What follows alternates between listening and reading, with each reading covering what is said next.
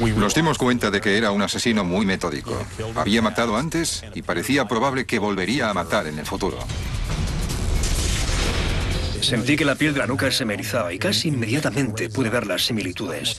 Un nudo corredizo, una joven negra que estaba embarazada y que podía haber sido violada. Era casi como buscar una aguja en un pajar. A menos que encontráramos a un sospechoso que encajase, la investigación seguiría su curso. Supimos con certeza que aquella no era la primera vez de ese tipo. Nos quedamos atónitos. ¿Era aquel hombre? La ciudad de Jacksonville, en Florida, es un gran centro turístico conocido por sus puertos marítimos, sus barrios llenos de vida y sus espectaculares costas. Pero no muy lejos de las playas abarrotadas, se encuentra un barrio humilde que se convertirá en el telón de fondo de una serie de perversos y misteriosos crímenes.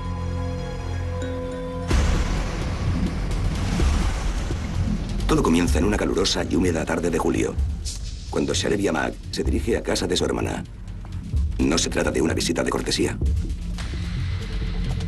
Subí las escaleras de casa de mi hermana y llamé a la puerta con insistencia. Mientras llamaba, sentí que algo no iba bien. Fui a ver al vecino y le pregunté si había visto a mi hermana. Me contestó que no la había visto desde que saliera esa mañana con los niños y me preguntó qué ocurría. Le dije que algo le pasaba a mi hermana. Tyresa Mack, de 24 años, es una abnegada madre de 3 hijos.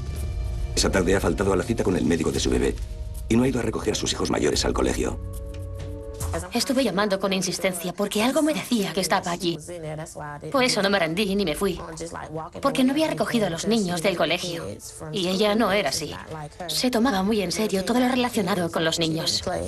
Desesperada, Sharevia le pide al vecino que le ayude a derribar la puerta.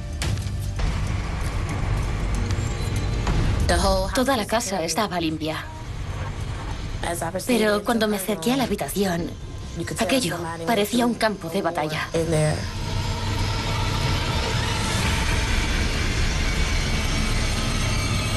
En cuanto vi a mi hermana, me di cuenta, por su aspecto y por la posición, de que no estaba viva. Resulta obvio que Tyresa ha sido víctima de un feroz ataque. Se encuentra a medio vestir, con la ropa desgarrada, y tiene un cable de teléfono alrededor del cuello. Tenía la impresión de que algo iba mal, pero no esperaba encontrarla muerta.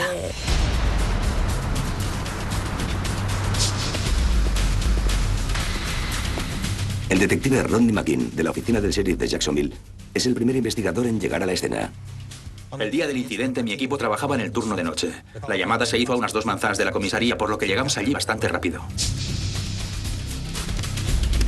Cuando entramos en el piso de la víctima, al principio todo parecía estar en perfecto orden. Pero cuando entramos en su dormitorio, aquello era un completo caos. Era señal de que se había producido una lucha violenta en la habitación. Estaba medio desnuda y tenía una gran abrasión en la nariz, donde la piel había sido literalmente arrancada.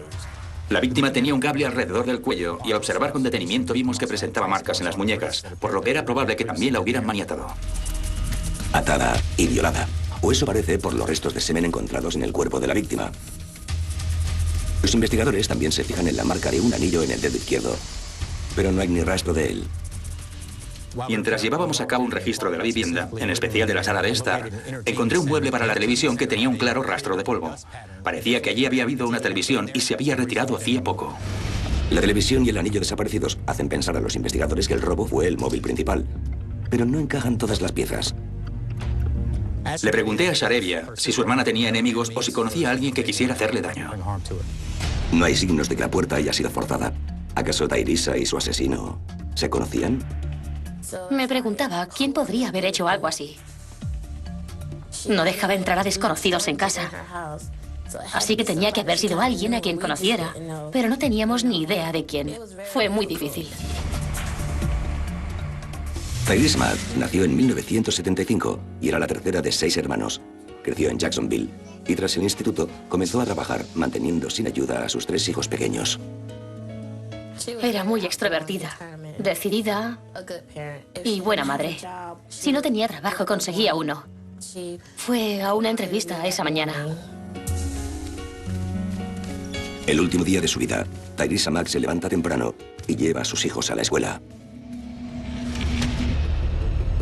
Después dedica la mañana a una infructuosa búsqueda de empleo a casi 40 grados de temperatura. No es fácil conseguir ni mantener un trabajo con un bebé que padece asma.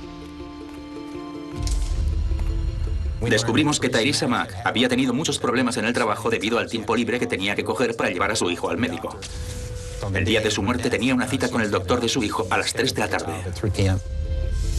Tyrese se dirige a su casa para refrescarse sobre la 1 de la tarde, pero no pretende quedarse mucho tiempo, ya que tiene que recoger a sus hijos mayores antes de ir al médico. Se suponía que ese día tenía que recogerlos del colegio, porque tenía hora para el médico con el bebé. A las 5 los llevaron a casa de mi abuela, lo que no era normal, porque ella tenía que haber ido a buscarlos. La abuela de Tyrese había intentado ponerse en contacto con ella varias veces esa tarde en vano. Por este motivo, llama a Sharebia y le pregunta si sabe dónde está su hermana. Sharebia no tiene ni idea e inmediatamente se dirige a su casa. Mientras el cadáver de Tyrese se envía a realizar la autopsia, la policía indaga por el barrio. Están de suerte. 2 testigos recuerdan haber visto a un hombre negro alto abandonar la vivienda sobre la 1 de la tarde. Encontramos a 2 testigos durante la investigación. Uno de ellos vio al sospechoso salir de la casa con la televisión en las manos. Ambos testigos lo vieron subir a un vehículo y abandonar la zona. Al día siguiente, la policía muestra a los testigos una serie de fotos policiales que encajan con la descripción del sospechoso, pero ninguno es capaz de identificar a uno en concreto. Mientras tanto, la familia de Tyrese presenta una lista de sospechosos propia. Nos enteramos de la existencia de 4 individuos que conocieron a la víctima antes de su muerte.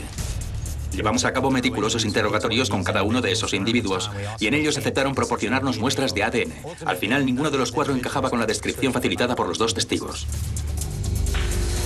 En el laboratorio dan con una posible pista.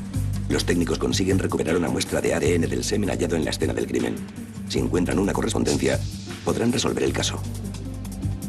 La base de datos de ADN está compuesta de perfiles conocidos, pero nuestro sospechoso no figuraba en ella, así que acabamos tratando de encontrar una correspondencia para este perfil. Era casi como buscar una aguja en un pajar. A menos que encontráramos a un sospechoso en concreto que encajase, la investigación seguiría su curso. A pesar de su aparente dejadez, el asesino ha conseguido esquivar a la policía a cada paso. Teníamos las pruebas de la escena, teníamos el cable del teléfono y teníamos la muestra de ADN que estaba sin identificar. Habíamos tomado numerosas huellas dactilares, pero ninguna nos permitía identificar a un sospechoso. Así que una vez que descartamos a los posibles sospechosos, no teníamos realmente por dónde tirar. Todo el mundo decía que Tyrese Mack era una buena persona.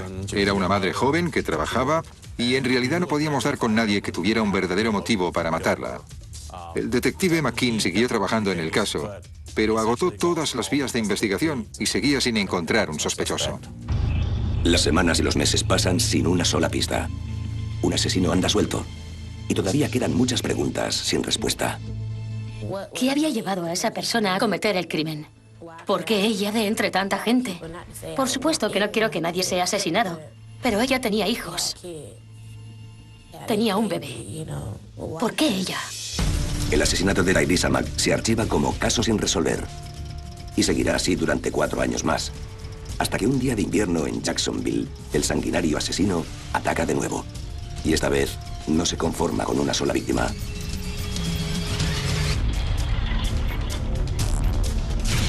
Han pasado 4 años desde que la madre soltera Tyrese Mack fuera encontrada violada y estrangulada en su casa. El asesino sigue sin dar señales de vida, pero no por mucho tiempo. Sarah Anthony, residente en Jacksonville, está buscando a su buena amiga y vecina, Nikia Kilpatrick. Esta madre soltera de 19 años está embarazada de su 3er hijo, y Sarah no sabe nada de ella desde hace unos días. En ese momento, oye movimiento en la casa. Uno de los niños se acercó a la ventana y abrió la persiana. Sarah miró adentro y observó que la casa era un desastre. Pudo ver a Nikia tumbada en el suelo inmóvil, tirada a mitad de camino entre la habitación y el baño. Sarah corre rauda a pedir ayuda. Habían abandonado a los niños en la casa con su madre muerta. Cuando entramos en la vivienda, comprobamos que habían estado buscando comida. Vimos que habían abierto las cajas de cereales y de cualquier cosa que les sirviera para alimentarse. Si hubieran estado allí un par de días más, también habrían muerto. Mientras la policía científica busca pistas, los detectives de homicidios se centran en el cadáver. Advertimos que llevaba allí un par de días y que había sido atada. Tenía un cable de la televisión anudado alrededor del cuello. Era obvio que había sido estrangulada. El asesino no ha dejado huellas tras de sí y no hay signos de haber forzado la entrada. Tras una búsqueda concienzuda, la única pista que los investigadores tienen para continuar es una muestra de semen recogida del cuerpo de la víctima. Encontramos una muestra, pero no pudimos determinar si Nikia había sido agredida sexualmente por el asesino o si había tenido relaciones consentidas con otra persona. No había forma de saber si había sido forzada o no. Los detectives interrogan a los vecinos de Nikia, pero o no han visto nada o no quieren hablar. El caso se estancó muy rápido. Cuando la familia llamaba, me sentía mal porque no podía hacer nada por ellos. Y de pronto recibimos un aviso de otra chica muerta.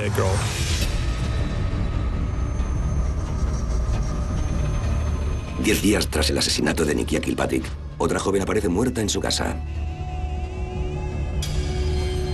Y esta víctima vive tan solo a 1 kilómetro de distancia. Sentí que la piel de la nuca se me erizaba y me di cuenta de que algo parecido había pasado en la misma zona. Otra chica negra que había sido estrangulada en su casa y estaba embarazada. Y en la comisaría todos estaban expectantes por ver a dónde nos conducía la investigación. El detective David D.P. Smith es asignado al nuevo caso. Shawanda McAllister era una mujer afroamericana de unos 20 años. Iba a una academia para intentar entrar en el campo de la medicina. Estaba embarazada de 2 o 3 meses. Era una joven trabajadora y agradable. La primera persona con la que la policía quiere hablar es con su novio, el jamaicano Rashid Topey. Reconoce que se coló en el piso esa noche, pero afirma que era la única manera que tenía de entrar, ya que había olvidado las llaves. Rashid nos contó que volvió alrededor de las 11:30 de la noche. No conseguía que nadie le abriera, así que quitó la ventana y entró en la vivienda.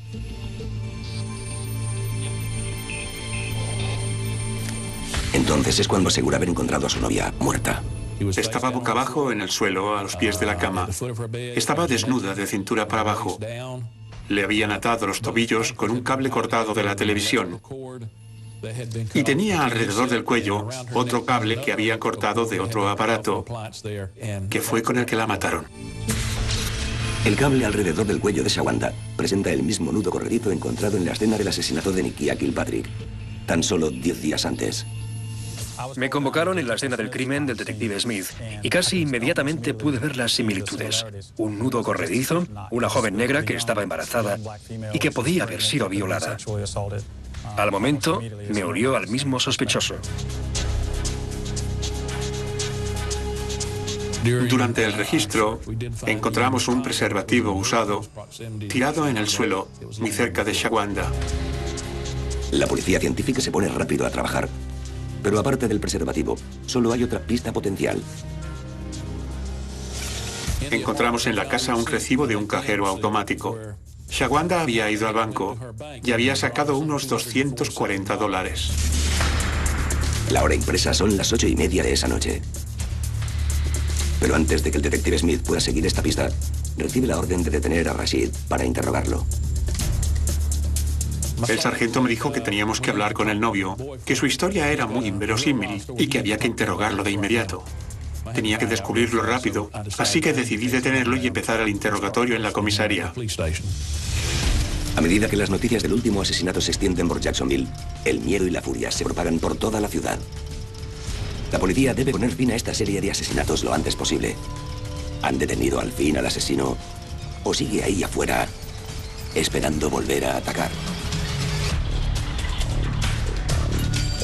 10 días después del año nuevo de 2003, 2 jóvenes negras, ambas embarazadas, han sido encontradas muertas estranguladas con un cable en Jacksonville, Florida. Parece que las dos han sido violadas antes de morir.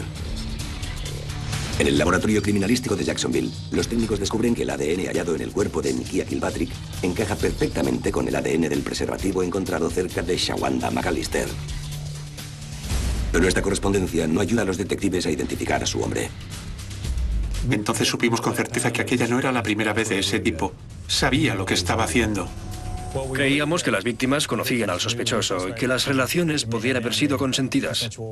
Pero estábamos seguros de que era el mismo hombre. Las autoridades están ahora centradas en Rashid Tobey, el novio de Shawanda. Era un joven afroamericano de unos 20 años y estaba intentando vendernos una historia estrafalaria. Rashid le cuenta a la policía que él y Shawanda empezaron la noche en la lavandería local. Rashid, que era fontanero de oficio, dejó a Shawanda poco después de las 7 de la tarde para ir a una escuela técnica local donde asistía a clases de fontanería. Rashid dice que volvió a casa un par de horas más tarde. No tenía las llaves de la vivienda. La puerta estaba cerrada. Oía música sonando y en un momento escuchó la voz de otro hombre dentro de la casa con Shawanda. Ella le dijo que tenía que irse y que volviera más tarde, que entonces se lo explicaría todo. Él se mostró conforme, pero le dijo que necesitaba su ropa de trabajo y entonces fue cuando le preguntó a Shawanda por qué le hacía eso, ya que estaba embarazada de su hijo. Rashid asegura que acató los deseos de Shawanda. Instantes después, ella le puso la ropa en el descansillo y volvió a cerrar la puerta. Rashid nunca vio al hombre que estaba dentro del piso, solo le oyó hablar.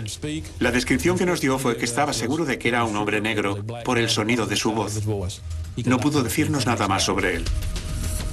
El detective Smith le pide al sospechoso que se someta al polígrafo. Rashid pasó la prueba del polígrafo con más de un 9, una puntuación muy buena. No dio señales de estar mintiendo. Como última comprobación, le piden a Rashid que les dé una muestra de su ADN para comparar con el semen de la escena del crimen. Los resultados de la prueba son negativos. Rashid no tiene nada que ver. Salí de la sala y le dije al sargento que no era nuestro hombre, que teníamos que empezar de nuevo. D.P. Smith vuelve a centrar su atención en el recibo del banco encontrado en casa de Shawanda. Lo más interesante de todo ello era que en la noche del asesinato, Shawanda había sacado el dinero a las 8:30, solo 30 minutos antes de que Rashid volviera a casa de clase. La policía consigue la grabación de seguridad del banco y la llevan a la unidad técnica de Jacksonville para tratar de aumentar la imagen. Finalmente, encuentran lo que están buscando. La videovigilancia de la transacción mostraba a Shawanda McAllister delante del cajero sacando dinero, y detrás de ella aparecía un vehículo con los faros y la luz de arriba encendidos. Cuando observamos más de cerca el video, pudimos deducir que era un taxi, pero no sé cuál era el nombre de la compañía, ni pudimos ver a nadie sentado dentro. El detective Smith revisa sus notas de la escena del crimen. Tiene a 2 testigos que recuerdan haber visto un taxi delante del edificio de la víctima esa noche. Encontramos a 2 vecinos que aproximadamente a las 9 o 9:30 vieron un taxi de Gator City detenerse y aparcar en las inmediaciones del piso de Shawanda. Uno de los vecinos describe a un hombre negro subiendo al taxi en torno a las 11:30 de la noche y alejándose. Rashid nos contó que Shawanda acogía taxis con asiduidad. Empezamos a pensar que quizá ese era nuestro primer golpe de suerte.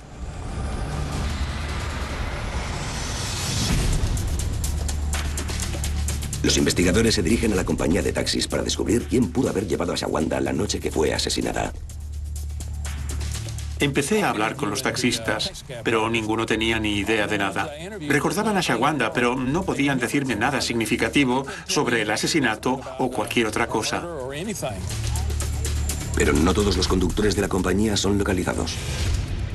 2 semanas más tarde, antes de que los investigadores puedan localizar al taxista desaparecido, el estrangulador de Jacksonville ataca de nuevo. En la salida noroeste de Jacksonville, un hombre que estaba trabajando en unas obras de construcción oyó 2 cachorros ladrando. Fue a mirar y vio el cuerpo de una joven afroamericana. Inmediatamente, corrió a llamar a la policía. Mi compañero y yo llegamos a la escena. Este me dijo que había visto algo a pocos metros detrás de donde yo estaba. Fuimos a ver y encontramos el cadáver de una segunda mujer afroamericana. La desaparición de ambas jóvenes había sido denunciada varios días antes. Sus cadáveres muestran signos de estrangulamiento. Las similitudes con los casos de Kilpatrick y McAllister son demasiado evidentes como para ignorarlas. Una estaba tumbada al descubierto, la otra estaba parcialmente tapada con agujas de pino y hojas. Después de examinarlas con detalle, descubrimos que sus manos estaban atadas. La policía dice que los cuerpos fueron arrojados a esta zona de obras. Ambas fueron estranguladas. Pero, ¿quiénes son? Hablé con una de nuestras detectives de desaparecidos y nos proporcionó una posible identificación de las dos víctimas. Me contó que había estado investigando la desaparición de Giovanna Jefferson y Zurita Cohen durante mucho tiempo. La desaparición de la joven de 17 años, Giovanna Jefferson, se denunció después de que no regresara a casa tras ir a comprar. La familia de la chica me dijo que en la mañana de su desaparición recibió una llamada de teléfono de un hombre al que se refirió como D. Salió de casa para encontrarse con D y esa fue la última vez que la vieron con vida. La policía escudriña los registros telefónicos de la chica desaparecida en busca de ese hombre misterioso. Tras eliminar los números de amigos y familiares, solo les queda un nombre. Paul du Rousseau. ¿Es él la pieza que falta? Nuestra cadena de mando pensó que era buena idea que todos los detectives involucrados en las investigaciones se reunieran en una sola sala e idearan una estrategia. Uno de los compañeros de mi equipo vino y me dijo que había una detective de desaparecidos que estaba trabajando en el caso de una joven afroamericana que tenía algo que ver con un taxista. Así que le pregunté si tenía un caso de personas desaparecidas relacionado con un taxista. Y me dijo que sí. Cuando le pregunté cómo se llamaba el taxista, me contestó que era un tal Paul du Rousseau. La búsqueda se pone en marcha. A esas alturas de la investigación no teníamos ni idea de lo grande que era. Ni de lo peligroso que podría ser aquel individuo. Ni de hasta dónde nos llevaría.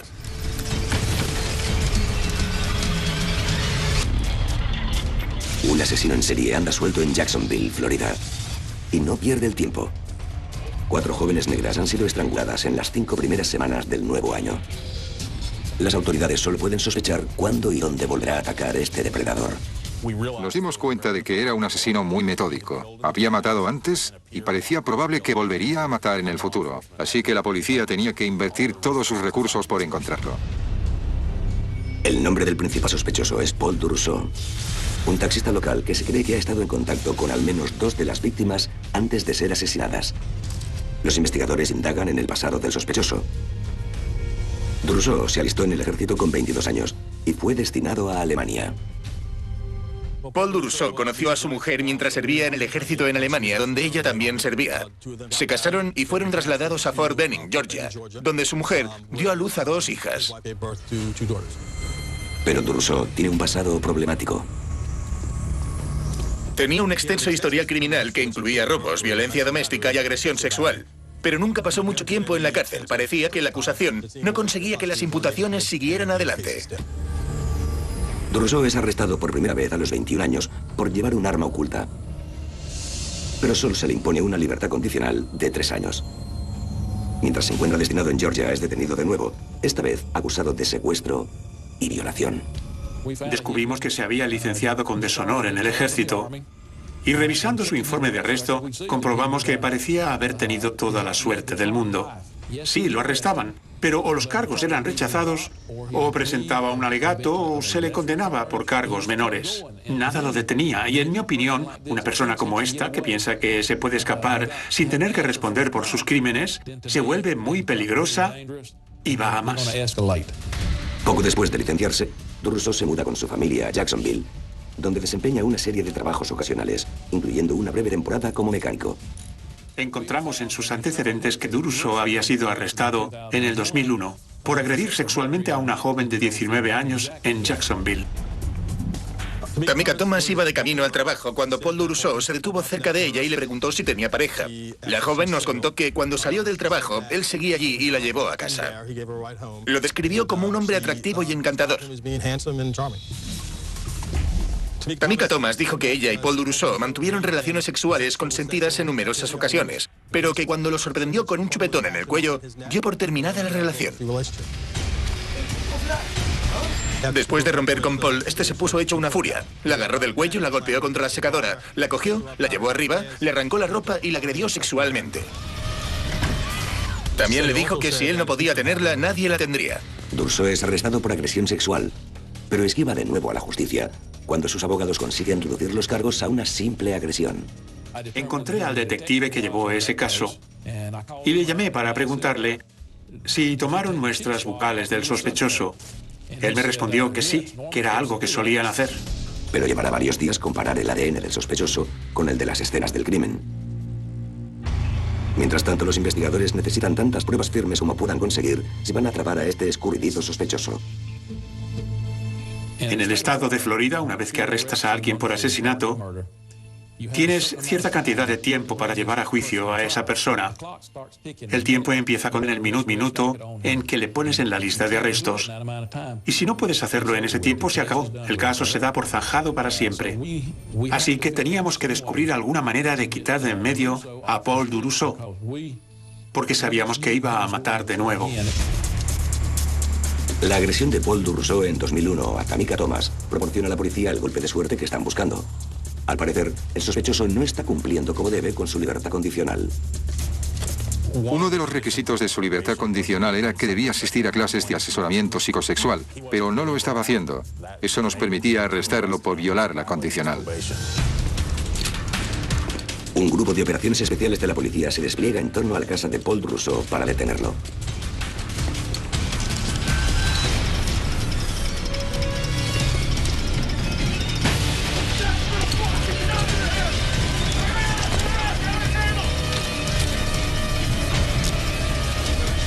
Lo llevaron a una cárcel del condado y permaneció allí mientras montábamos la acusación contra él. Cuanto más indagan los investigadores, más descubren sobre este depredador y su forma de acosar a las víctimas. Le hice una visita a la amiga de Nikia y le enseñé una serie de fotos. De inmediato identificó a du Rousseau como la persona que recogió a Nikia, la cortejó y finalmente consiguió entrar en su casa.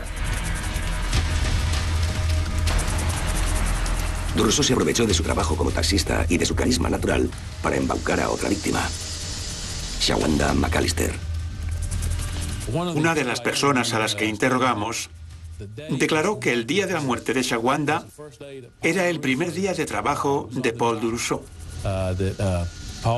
y que éste recogió a Shawanda en el centro y la llevó a su casa entre las 3 y las 4 de la tarde.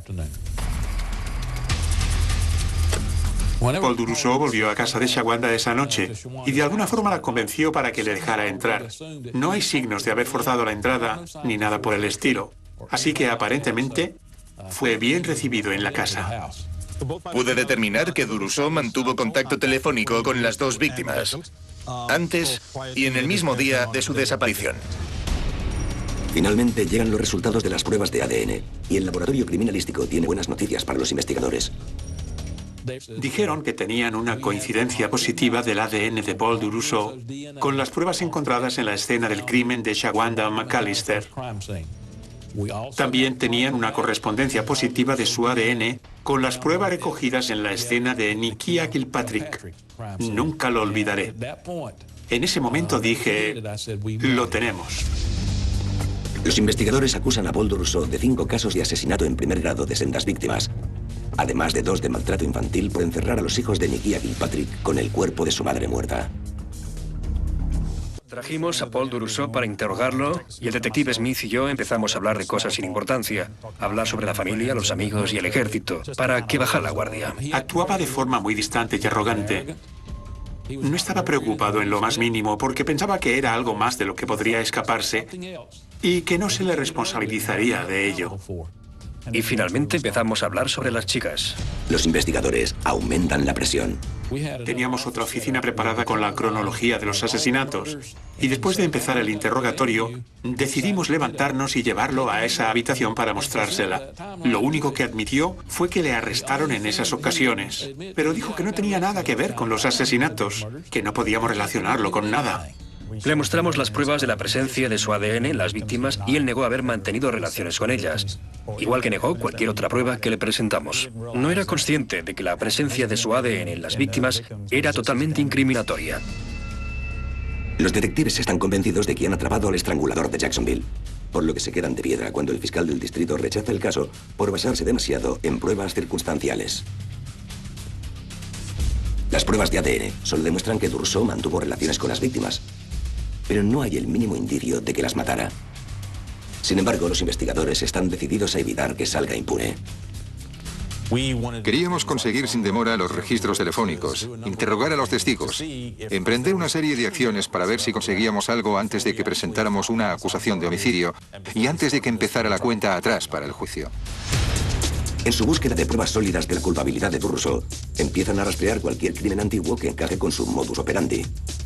En el momento de la detención de Duruso, fui asignado a la unidad de casos abiertos. Mi equipo decidió revisar aquellos casos previos sin resolver que pudieran estar conectados con el sospechoso. Los parámetros correspondían a casos que involucraran a personas atadas, estrangulamientos o mujeres negras. De inmediato pensé en la investigación de Tyresa Mack en 1999.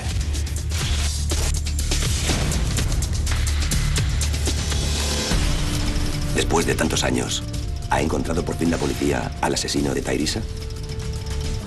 Recuerdo haber leído los artículos sobre el taxista acusado de asesinato y, después de leerlos y ver su foto, me di cuenta de que lo conocía. No personalmente, pero le había visto.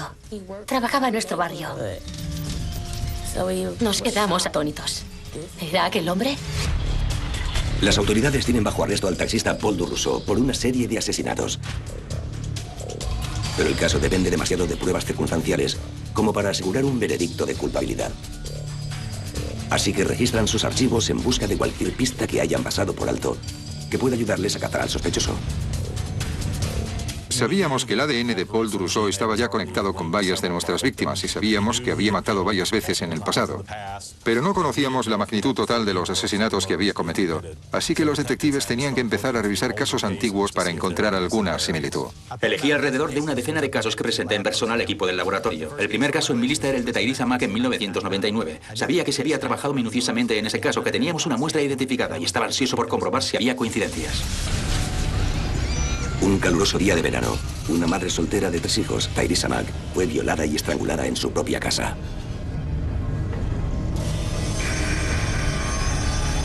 Pero nadie pudo establecer una conexión con su asesino y el caso se estancó. Hasta ahora. El laboratorio cogió el frotis vaginal de hacía 4 años de Tyresa Mack. Lo compararon con el perfil conocido de ADN de Paul Duruso y encontraron un acierto de 13 marcadores, que en términos forenses es una coincidencia muy elevada. La policía se pone en contacto con Sharevia Mack para comunicarle las noticias. Creen que por fin han cogido al asesino de su hermana. Estaba entusiasmada, parecía muy agradecida de que no nos hubiéramos olvidado de su hermana. Fue el mejor día de mi vida. Él se sentó y me dijo que habían encontrado a la persona que mató a mi hermana. Y me dieron su nombre, Paul Duruso. Me quedé muy sorprendida. Pero todavía queda trabajo por hacer. Llevé a cabo un repaso de mi investigación anterior, lo que incluyó examinar un informe interminable. Y durante ese tiempo revisé las declaraciones de los testigos y los sospechosos principales y todas las pruebas asociadas con el caso. Más o menos lo comprobé todo. Las tácticas de Duruso con las otras víctimas llevan a la policía a pensar que debía de conocer a Tyresa antes de su muerte. Se nos contó a mí y a mi abuela que había un hombre que le gustaba, que le había comprado un anillo, pero que no lo iba a aceptar. Nunca nos dijo su nombre, así que no sabíamos quién era. Ahora los investigadores pueden encajar las piezas de lo que creen que pasó esa fatídica noche. Duruso probablemente convenció a Tyresa para que le dejase entrar y después se volvió contra ella como un animal. Sabíamos que mantuvieron relaciones y que no fueron consentidas. Tyresa hace lo que puede para defenderse, pero Duruso es demasiado fuerte. Y cuando la ata con el cable, no hay nada que pueda hacer. El asesino repetirá este patrón una y otra vez. Duruso sale del piso, asegurándose de no haber dejado ninguna huella. Frío como el hielo, aprovecha para llevarse el anillo y el televisor de la joven.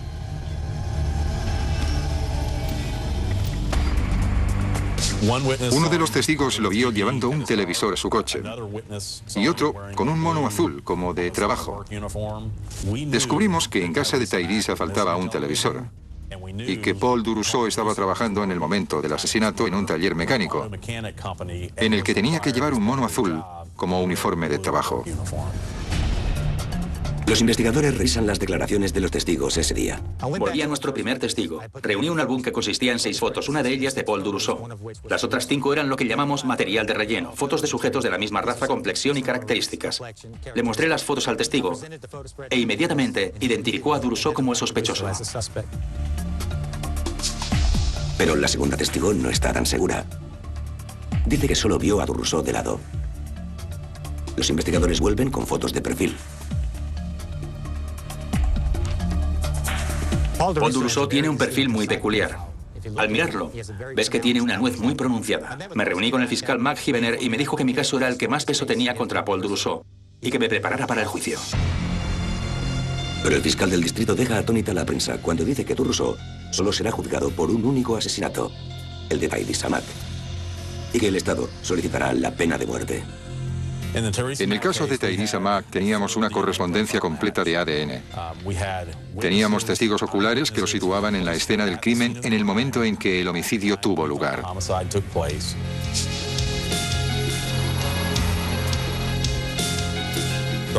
La ley también nos permite presentar crímenes similares como prueba en ese caso. Avisamos al jurado que también presentaríamos pruebas de los asesinatos de Nikia Kilpatrick y Shawanda McAllister porque eran los más similares al asesinato de Tyrese Mack.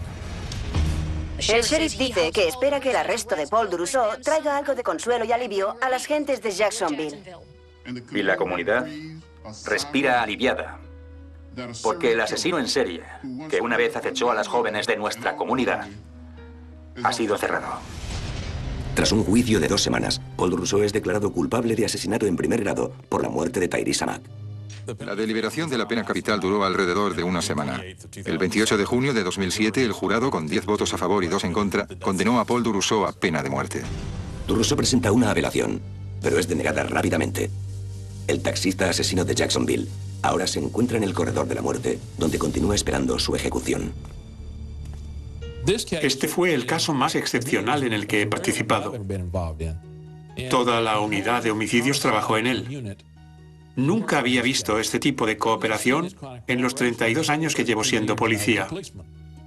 Como investigador de homicidios, eres la última persona que puede hablar por la víctima. Conseguimos justicia para esas chicas. Resolvimos el crimen y metimos en la cárcel a un hombre malvado.